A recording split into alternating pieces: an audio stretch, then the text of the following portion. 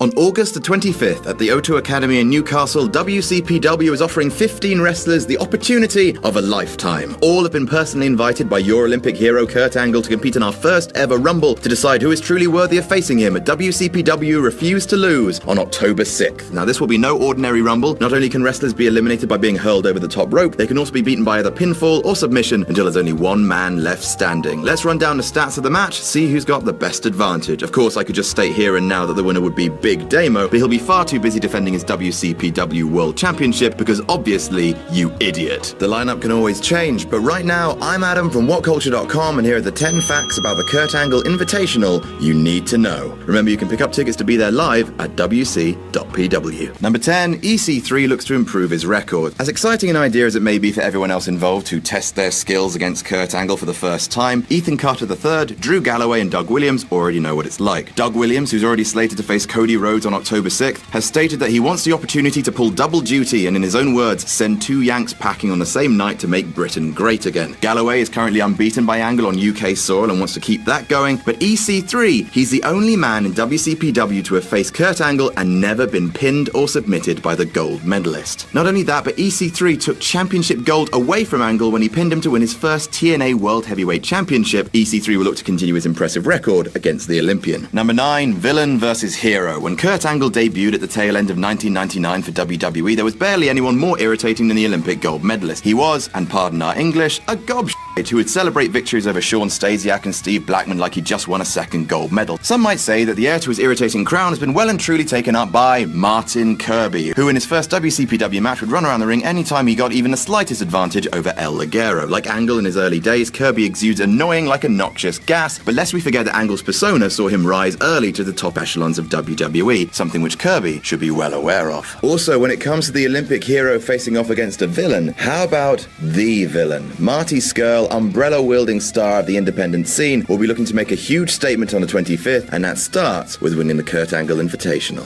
Number 8, Gabriel Kidd is the only competitor born after Kurt Angle's Olympic gold medal win. It's been over 20 years since Kurt Angle bagged an Olympic gold medal at the 1996 Summer Games in Atlanta, Georgia. Incredibly, as Angle was celebrating, Gabriel Kidd wasn't even born. Entering the world in 1997, Kidd wasn't sucking air until almost a full year following Kurt's historic victory at the Olympics. At 19 years old, he is by far the youngest competitor in the Invitational and will be looking to pull off the upset of a lifetime on August the 25th. The question is, will he share the same passion and fire that propelled a young Kurt Angle to Olympic gold? Number 7, Primate goes hardcore. The only way to be eliminated from the Rumble is via pinfall, submission, or being thrown over the top rope. There's no rule to say the match can't get hardcore. The no-holds-barred element could suit the animalistic beast from Parts Unknown, who's already battled rival Joe Coffey around Warehouse 34 and left our ring patched with blood from poor Drake's head. If Primate's instincts are to go for weapons, who might be able to stop him from staking his claim and dethroning Angle as the king of suplexes? Number 6, Drew Galloway's Rumble experience. Of course, when it comes to Rumbles, there's none more well-known than the Royal Rumble. Only one man in WCPW has experience in that match, and that man would be Drew Galloway, formerly known as Drew McIntyre. During his tenure with Vince McMahon's Can of Whams, Galloway featured in the 2010,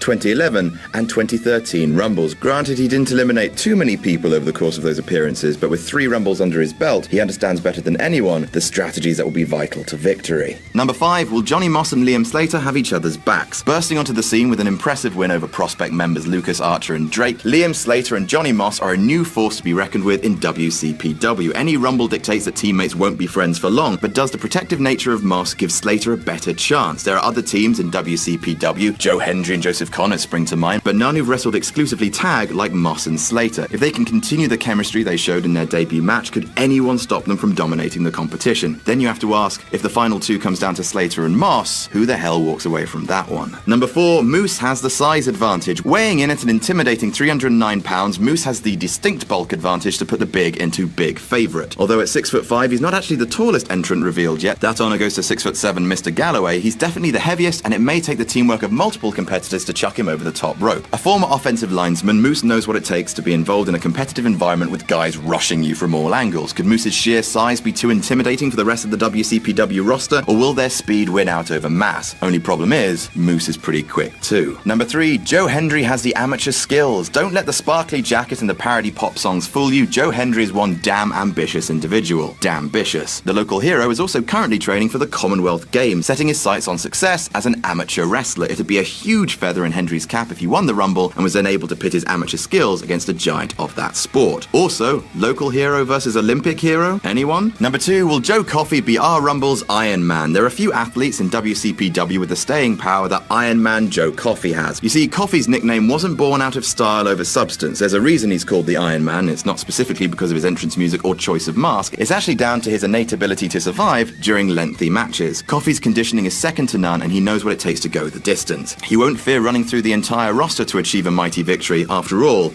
it's what he does. And number 1, El Ligero's unbeatable advantage. El Ligero isn't called the Mexican sensation for nothing. Just ask Ring of Honor World Champion Jay Lethal. To date, Ligero has quietly amassed as impressive a series of performances as anyone in the company, and to date, he is yet to be pinned or made to submit. No one has been able to put him away in one-on-one competition, and should El Ligero walk away from the Rumble horns held high, Kurt Angle will become the single greatest threat to that streak. All he has to do is avoid his aerial offense taking him over the top rope, and if he does that, El Ligero may just be the rank favorite to win the Rumble. Do you disagree? Who do you want to see face Kurt Angle? Tell us below in the comments. Don't forget to like, share, and subscribe. And remember, the Invitational will air in early September, but if you want to see the result live on the 25th, pick up tickets at wc.pw. Be quick, they're running low.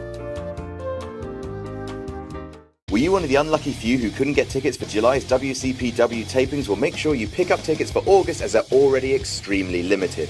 On August 24th, we'll be presenting a special live pay-per-view quality show, WCPW Stacked, featuring Moose versus Joe Coffey, the debut of the Women's Championship, Will Ospreay versus Marty Scurll. The WCPW Championship will be on the line. There'll be Joe Hendry, Joseph Connors, Big Damo, El Ligero, Primate, Grado, Drew Galloway, EC3, and GM'd by Eric Bischoff. Not just that, but on the 25th, we'll also be holding loaded tapings featuring the Kurt Angle Invitational, a pinfall and submission elimination rumble to decide who gets to face the Olympic hero in October. Grab your tickets for August at wc.pw while you still can. The 2 days are looking absolutely stacked.